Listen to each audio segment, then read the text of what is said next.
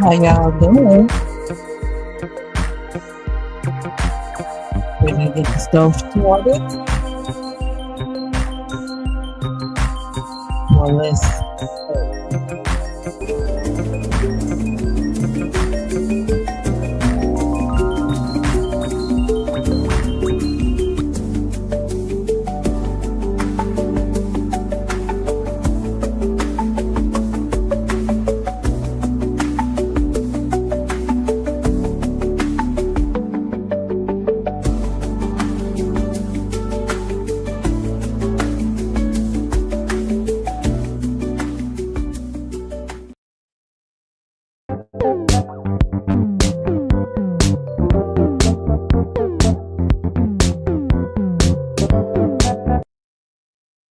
How are y'all doing? Yep, it's about to get kind of messy. Just a little tea, little something. But first, let's do this just to kick off where we going with it. No, let's go right into the video. Let's go. Let's go right into it. Full throttle. Um, a preacher presented his wife the other day, and I guess you call that a flesh-colored dress. I don't know. I don't know. It's black dress and flesh color. It gives the illusion that she's not wearing anything underneath. And I heard the preacher when he defended her dress by saying, first of all, he bought the dress. And then he said, I want to address people who don't know anything, who haven't been anywhere, who don't know nothing. So before I go further into this video, what I want to say is anything that these two men of God had to say to each other as grown adult men should have been said off camera, off video. The way that they disrespected each other and the congregation stood by, entertained, is why a lot of us don't attend black churches, because they just expose to us their toxicity, how messy they are, and how they are here for the mess. All over a dress. Not to rhyme, but hey, if it makes sense, it makes sense. To see them come on camera and can't wait to get spicy with each other in their tone that they are using with each other. Like they could not wait to get with each other on camera. This has been something long simmering apparently between these two. And it looks ridiculous that an elder such as Patrick Wooden would be going at head to head with Jamal Bryant. And he's not innocent either for feeling like he needed to respond. And like I said, y'all did it on a video on live streaming, not thinking about somebody coming there to save their soul, but they have to sit there and deal with you two being combative and going back and forth with each other like two high school cheerleaders over a prom dress. It makes no sense. But let's continue, child.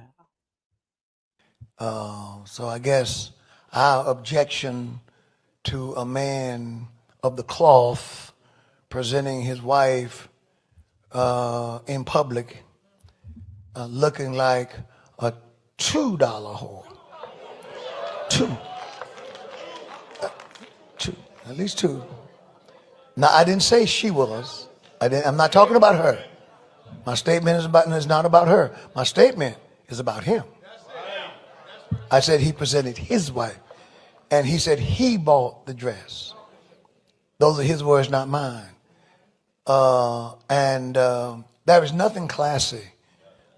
And it doesn't matter if he bought the dress. Why are you addressing this? Why? Why are you wasting the church's time talking about another preacher and his wife? You are indeed talking about his wife when you are mentioning her dress that he bought for her. It's her dress at the end of the day. So why are you taking out time on God's time, on God's internet that you both are using to address mess? About that. There's nothing modest about that. He said we haven't been anywhere. What I would like to know is where have you been? Where did he go? So I'll make sure that I never go there. Because I don't want to go anywhere and I come back with that kind of a notion. Now I will say this: you at home when we know this is coming about my wife. My wife wouldn't have done it. Where did he go? So I'll now I will say this, and this is a comment about my wife, not his wife. This is a comment about my wife. My wife wouldn't have done it, no matter what I said. She just would have said, "Honey, I'll wear this for you. I wear." It's the fact that he's talking about it and it's not making sense. And it's the fact that still just addressing this and it's supposed to mean something. Okay, go ahead, continue. This for you at home when we know the grandkids aren't coming. Because there is such a thing as decency. Decency. Y'all don't like me. But in public, at an event where everyone will see, I don't know of a greater way for a man to demean his wife. And if he doesn't think that that is demeaning her, there is something wrong with him. But then again, we're also talking about the guy who looked at Cam Newton's legs and told Cam he had pretty legs. See, this him saying that is him trying to say something. He's trying to imply something about him complimenting a man on another man's legs. Do we as women not compliment each other on our hair, face, makeup, maybe even your waistline, maybe your legs too? And he's trying to imply something at this point because of you going there with this. Like, where are we going about him complimenting somebody on their legs? He might feel like the man has nice athletic legs and he wish that he could tone his legs up like that. That's nothing that we needed to know or anything, especially that the church cares to know. It's just the fact that Jew is applying a lot of attention to a lot of physical attributes to this man and what he sees and to his wife. Yeah, see, so So that was the end of that video, which was a mess. And seeing him address him is Wooden versus Bryant. It's embarrassing. But Bryant, instead of him ignoring it, goes and feels like, well, I'm finna hit back. So he goes online and he wants to waste time on God's internet. So here we go. I needed to deal with it head on because the other day the internet went crazy about a dress my wife had on. Now, they didn't say anything about the $4 million that was raised for the United Negro College Fund. They never mentioned that she prayed until heaven came down. They never said anything about this was the largest fundraiser for for HBCUs in the country. But insecure, jealous, petty, small-minded,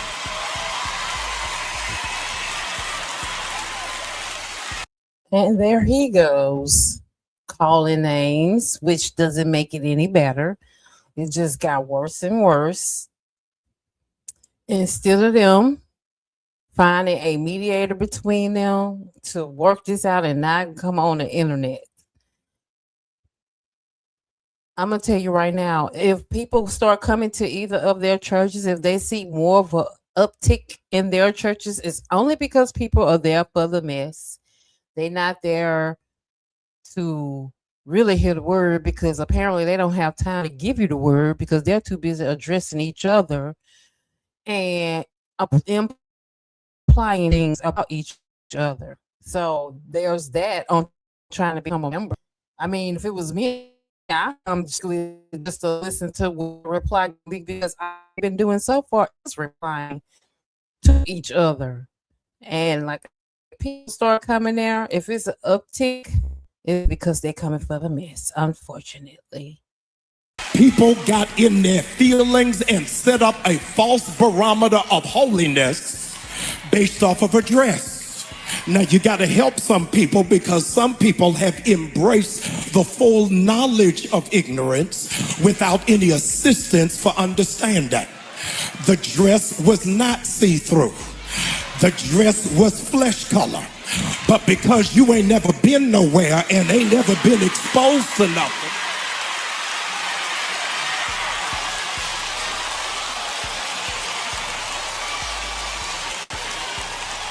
I needed to set the record straight.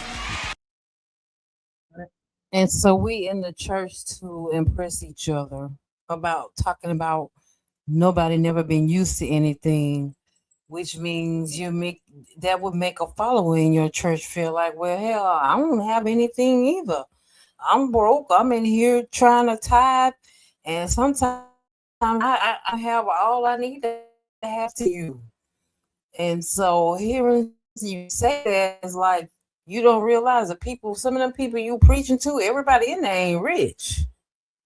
And so to hear your preacher talk ungodly is kind of it will strike you to feel funny because you will be looking around like, well, we ain't got no money either. He talking about this man being broke and what he ain't got. Like, I can't go on vacations either, like you, sir. Up here in a pearl jacket, make it make sense. Y'all don't like this. I need to set the record straight.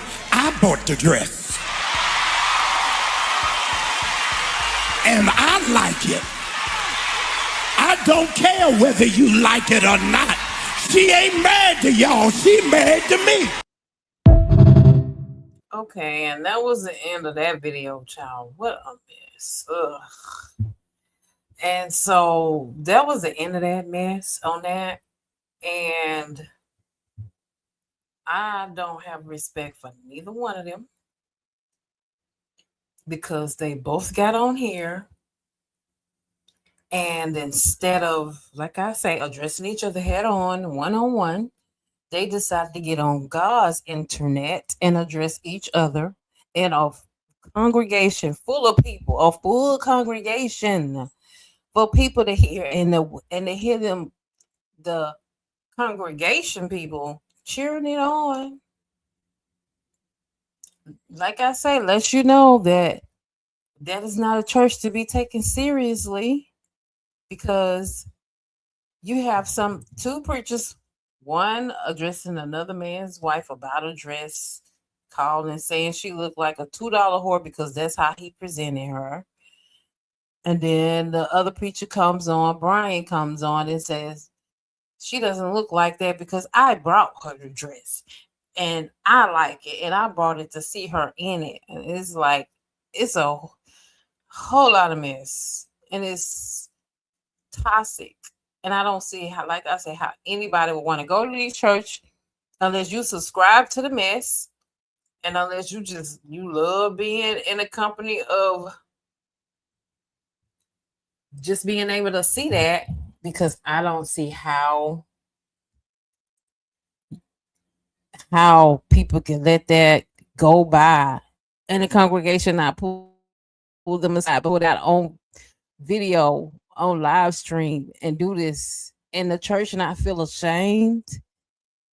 And it's that's why I say these people are not afraid of God, because if they were, think before they speak and they would think before they act. Because why would you get up there and be disrespectful to each other in those tones? What about the young people that are in that church that have to listen to that and see that as an example? Like, I guess if I have a problem with somebody, I'm supposed to go on the internet and this is how to handle it. And when push come to shove, might as well take it to the next level, because I mean, this how they handle mess. Oh, and it's I don't like it. I don't like it at all. And like I say, it's the reason why I don't attend a black church, because I'm somebody that was a member of a church.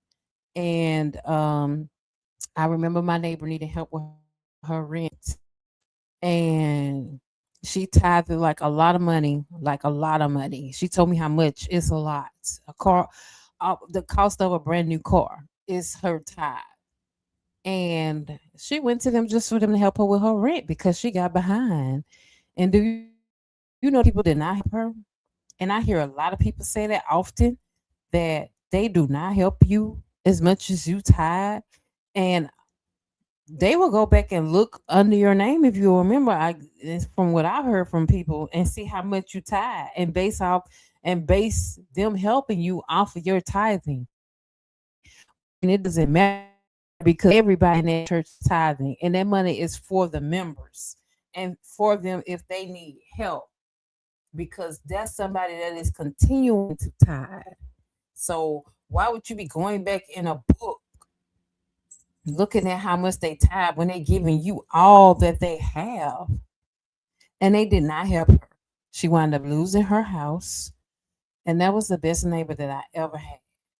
I was When I moved next door to her, I was like a young single mom, and she was a mother, an older lady. So she was very nice. I always looked out for her, and we would always talk when we come outside.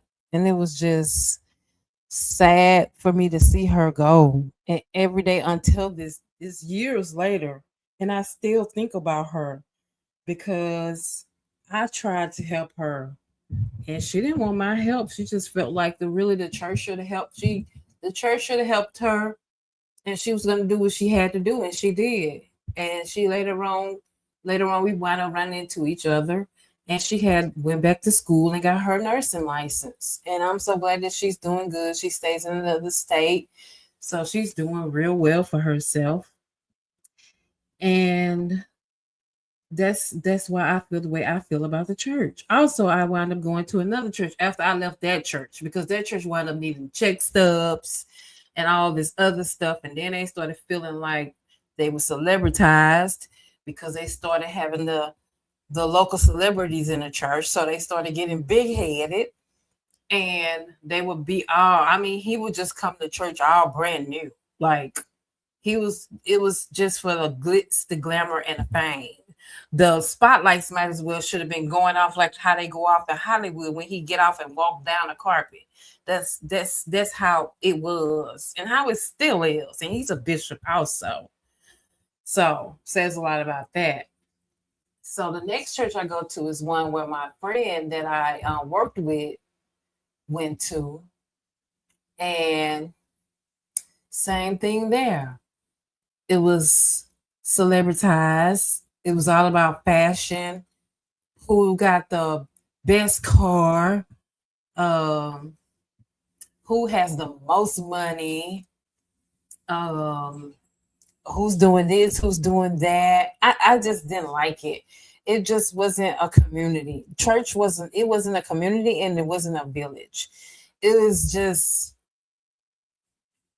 toxic, and people thinking that they were over better than you, look down on you if they felt like they that you didn't match up to what they you matched up to them to be. And I was there as long as I could be, and I couldn't take it anymore, because of like the way that the church wife would act, and some of the older members would act typical. So I wound up leaving because it was like a lot going on at that church. I seen people get into it, and it was a lot. Get it? I seen members get in fussing outside the church. It was a lot. It was a lot. It was a lot. So those were my last two adult churches. Because when I was a child, I attended a church and I got to see stuff too. And I think when we were young, we went to a Kojic church. And Lord, you know what they say about Kojic churches. Don't even get me started. It was horrible. I thought something was wrong with those people because I did not understand the Holy Ghost church dances that they was doing when the piano would start playing that crazy fast music and the people would get to stomping and humping around. That terrified me. I did not like it. I thought they were being possessed. Sorry. But I did. I thought they was being possessed. And I thought that wasn't a life to live. I didn't think that was a way that that that we were supposed to be praising God. It was horrible. It was horrible. Oh, and then it was one more church, y'all, that I went to. Let me tell you, where they was trying to get you to talk in tongue, child. I'm like, how you gonna talk in tongue? You know, and I wasn't even trying to be funny about it, child. It was the fact that she wanted me to talk in tongue, and I'm like, don't you have to have a witness? Like, um, why am I talking in tongue? So yeah, that was a mess. But that's my whole church experience has been nothing but a whole lot of gyrating, acting to get money, to keep the church flowing. And so that was my experience. But in my next video, y'all, oh, I have a story about this person. Donnie McClurkin, y'all, from Black Enterprise. My source says a lawsuit accuses Donnie McClurkin of sexual abusing a young man over several years. It says in a civil lawsuit filed January the 2nd in New York. So that's January the 2nd of this year. Giuseppe Corletto has accused the Grammy-winning gospel singer and pastor Donnie McClurkin of sexual assault and battery under the city's gender-motivated violence protection law, NBC News reports. Corletto claims McClurkin reportedly assaulted and raped him between 2007 and 2015. And the suit references a 2013 email in which McClurkin appears to acknowledge and apologize for the behavior. And they go on to verbatim state what the email says, and it says in the email that he sent to Corletto from McClurkin, "I am the actual epitome of desperate, dirty old man, groping a young man who is just looking for a friendship and close platonic relationship with someone he looks to for help, guidance, and spirituality." The alleged email states, "You don't have that desire for me, and I shouldn't have it for you. I force myself upon you." Corletto says he first met Donnie McClurkin in 2003 after reading the pastor's autobiography, where McClurkin described God helping him overcome what he called the curse of homosexuality. Corletto, then 21, says he was struggling to reconcile with his faith and sexuality. He sought spiritual guidance at McClurkin's Perfecting Faith Church in Long Island, New York. What began as Corletto's very innocent mentoring soon took a disturbing turn, according to the lawsuit. During Pray the Gay Away spiritual sessions, McClurkin allegedly began molesting him, abusing the Corletto said escalated as he worked as McClurkin's assistant and traveled with him regularly. Oh wow. Okay. Ooh. According to Coletto, that's crazy. He said, "Pray the God away." Whew. According to Coletto, he continued to pursue him. Sue became depressed. According to the suit, Coletto became depressed and suicidal after an incident at Niagara Falls Hotel in 2013. He briefly returned to McClurkin's church before cutting ties for good. Coletto claims that it wasn't until last year that he rediscovered an alleged email McClurkin sent after the Niagara Falls encounter. A message Coletto said left him feeling vindicated because it appeared to acknowledge wrongdoing. And it states that McClurkin says, "I have no one and I feel it more than ever. But I was horribly wrong trying to force you into saying email or the lawsuit. I'm supposed to be like this." Brady, an attorney for McClurkin, called the allegations categorically false. At no time did McClurkin engage in any form of sexual abuse, assault, or sexual coercion of Mr. Coletto, his attorney states. The claims set forth in the lawsuit grossly mischaracterized their interactions, which occurred over a decade and some accusations over 2 decades ago. All these allegations are contradicted by the real facts.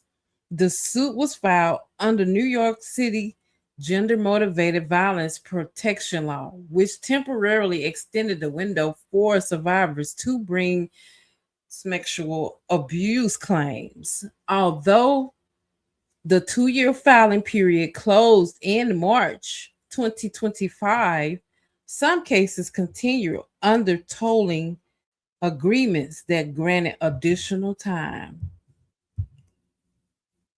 Y'all, I remember when I think I was 21 or 22.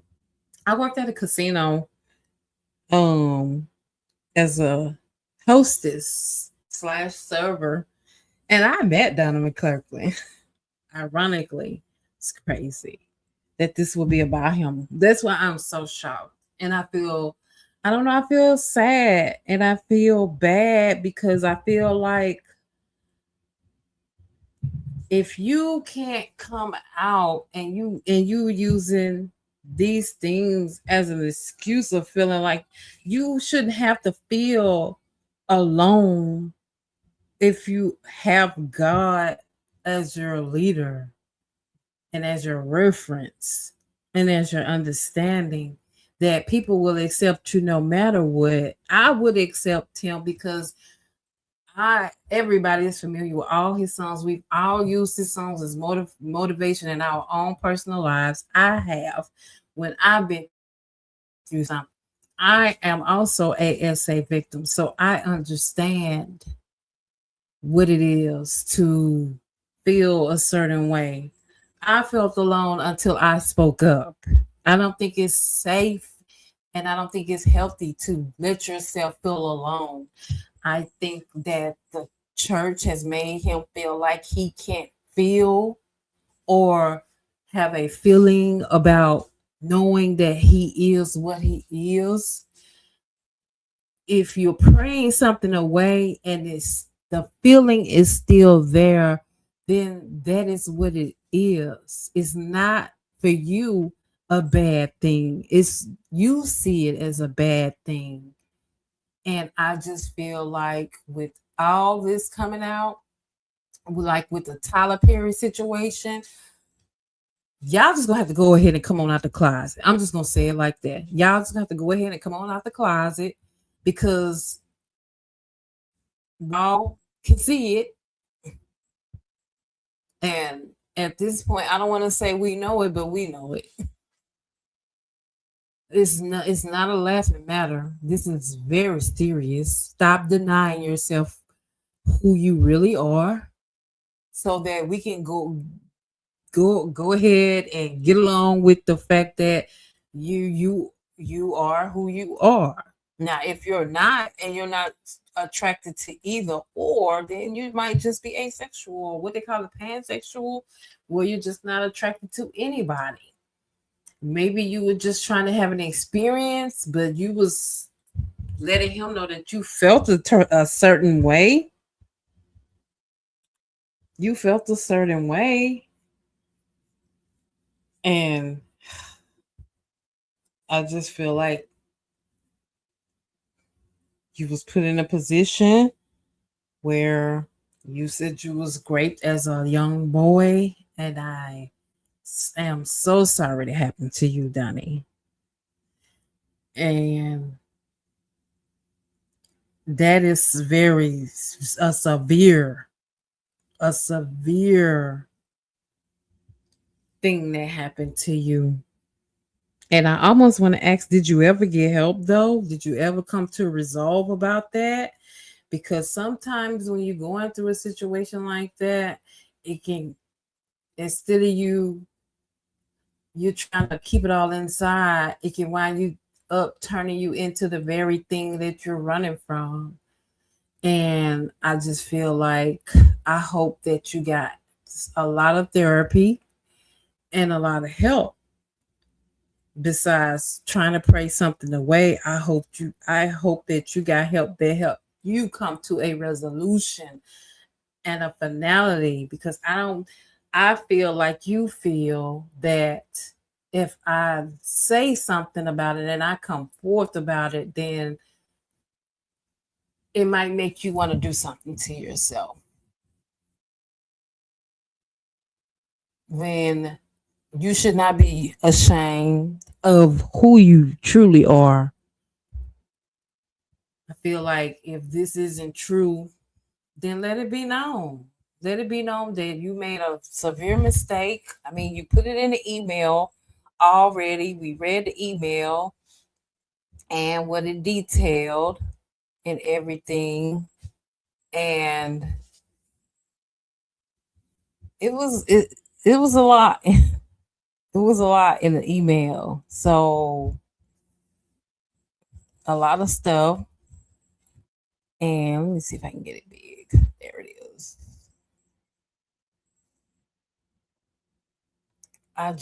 He just said he won't be that to you again. You didn't come back for this. My loneliness is mine to deal with. My desire for you is not right in the way that I'm feeling and handling it. I will be a friend to you and pastor if you'll allow me. But see, at this point, Donnie, y'all can't be friends and you can't pastor with somebody that you had a desire for, because then you keep the thing around that is tempting you. If he's already making you feel like something, and if he's already made you want to reach out and touch him, or if you have touched him, you do not want to continue to be in the company of him. You want to maybe like be accountable for your action and move on. And then it says, but I won't be broken. But I want, it says, but I won't be broken. Uh, I won't be this broken old man so desperate for you that I violate my purpose in life, in your life, and become this. And I think he knows what this means. That means turning into the monster that violated him. And it says, I love you and want you to be who you're supposed to be. I will work on me. I hate being lonely and alone. No, you can't hate being that. And I just hate that he feels like that. This is why you need to seek therapy or seek some type of help so you won't feel like this. Because I think it's coming to a point where it's getting bad for him. If you're feeling lonely and alone, it's not good for your mental, which means you're endangering your mental. And then he says that, but I have to go through it. Yes, you do. And not like this. Let's move on from here. See you later this or that week, Pastor. No, you can't. You just can't continue to be around somebody that makes you feel like that. Like, no, that's not safe. That's not safe to do. I would not put myself in danger to be around somebody. It's not that serious. It's not ever that serious. This is my apology. This is the first thing I want to do is apologize again to you again. I know I apologize for my wrong attitude from Wednesday, but I want to apologize for all of my behavior that has been wrong and put you in a wrong place. I am the actual, this is when he says he's the actual epitome of a dirty old man, punning and groping a young man who is just looking for a friendship. You are punning and you groped him. Okay. And close, looking for a close platonic friendship, relationship with someone he wants looks to help him, with someone he looks to help him and God spiritually. I was trying to go to a realm of sexuality that wasn't right and wasn't right for you. Well, this where the coercion comes in at because he said he was trying to, he tried, he did, or did he try? Did he do it? And the try is only because the man denied it. Because if he denied it, then there's definitely coercion here. Um, that wasn't right for you or me, for that matter. I feel so foul, so stupid. That means if you're feeling foul, then you did something. Okay. I'm old enough to be your father and want to be something else to you. You don't have the desire for me, and I shouldn't have it for you. I force myself on you, groping you. Wait a minute, is this twice in this thing? Yes, at the top and at the middle part. Okay. And when I think about it, you never really touched me. What? Wait a minute. You don't have the desire for me, and I shouldn't have it for you. I force myself on you, groping on you. What do you mean groping on him? And when I think about it, you never really touched me like that at all. Just wanted to sleep together and hug occasionally. Okay. I am really embarrassed in how I am and how I acted. So that means that you held it in and then you couldn't hold it in anymore. And something happened. Or did it, allegedly. You're far too important to be treated like that from me or anyone. I am not helping you in any way by doing this, and I'm only making a fool of myself being so desperate. I have no one, and I feel it more than ever. But I was horribly wrong trying to force you into something that you were consistently saying no to. That's coercion, y'all. I don't care what nobody say. Continually forcing somebody into something. Of course, I went through this was where I was sexually harassed by a supervisor, continually trying to force me into being with him to the point where it was harassment, and he threatened my job. So I had to go to HR on him. So when somebody consistently does something forcing their space into your life, that's harassment and coercion because they're trying to coerce you into doing something with them that you don't want to do. And I don't like that. I do not like that because I've went through this. And yes, you were too old to be like that because you should have known better. And somebody has to hold you accountable. As much as I respect Donnie McClurkin, somebody does have to hold him accountable. We cannot be using excuses for people that readily admit in an email that they were trying to force somebody into something that they didn't want to do. And he did it consistently. That is not right. And that is not how you behave as a man of God. Because if this was somebody that did get therapy, he would not be doing this. And if he did get therapy and he is doing this, then there is something more wrong. That means that he is becoming the monster. Because how are you doing this to this man consistently and not learning your lesson the first couple of times? That means you know what you're doing and you're choosing to continue to do it.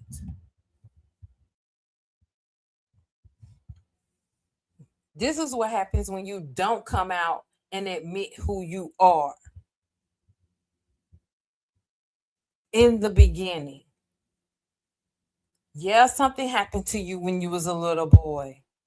Yeah, you should have gotten help or you got help. And you did not learn your lesson if you got help. You went on to behave in a manner that was becoming of a manner that happened to you. And that's not right. And that's why you have to come forward like you would tell anybody in your church and be accountable. They also state that you would abuse him sexually before a sermon. And if you did this, that is treacherous. That makes you very dangerous. And someone a congregation cannot trust, unfortunately. I'm sorry. You should not be on a podium. You should be in a clinic or in a therapy chair somewhere. Because I don't understand how these preachers are still on these podiums preaching with these issues. We've started out 2026 with the preachers getting caught literally with their pants down or in the middle of a paternity suit. And it's the same thing every other day. Every other day. And the church is not holding them accountable. They can be loud about a dress, be loud about a damn dress, but they can't hold the person at the podium accountable. Those same church women that I wouldn't even want to be in the company of that uphold these men, that if these men touched you, they be the ones to tell you not to say nothing because he's a man of the cloth. No, he isn't. That's not a man of the cloth, and that's not somebody that God would ordain on any day.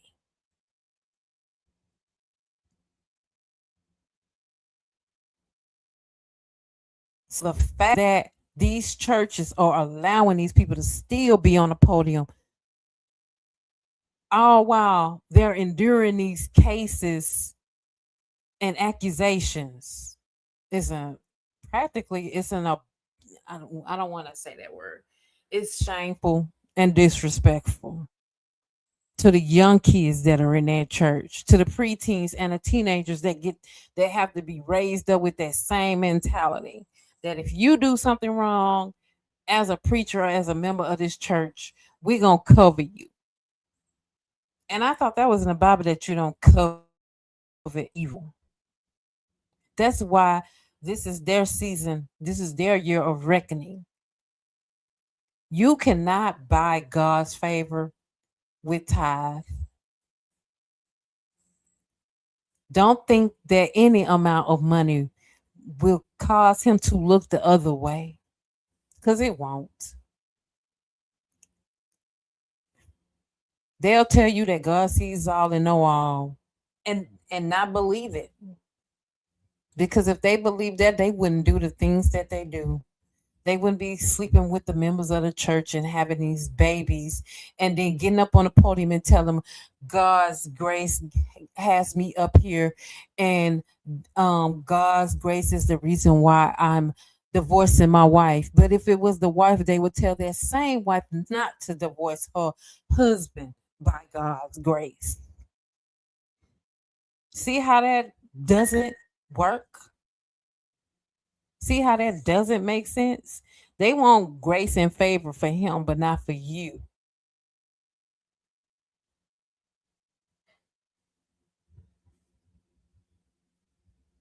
This right here is a prime example of a lie in church out loud. You believe that the Lord tonight has set you free? Yes, sir. Turn around and tell those people. Look how he looked when he turned around like I don't want to lie to these people. Look how his face looked. Wait a minute. Turn around and tell those people. Look at that face. Look at this face, y'all. He like, I just wanted to get up here and say this little bit and then go sit down. Look how his face look, y'all. He know he lying because we know today that he is not delivered. He is very much of the community. And this was a lie. What is going on? Tell them. I'm not gay no more. And that breath, that deep breath sound.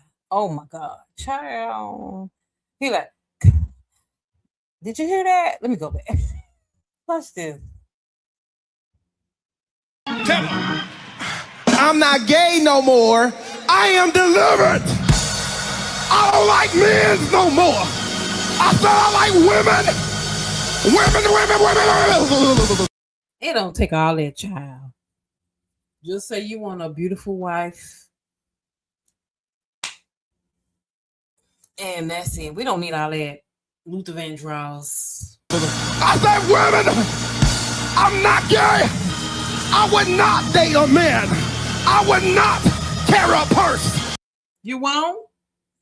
I would not put on makeup. I will. You won't or you will? Oh, he said, I won't, I will. Yeah. And the test determined that was a lie. If y'all don't quit getting up in here, lying on God's internet, you're going to continue to not receive favor and you're going to continue to get exposed. Okay.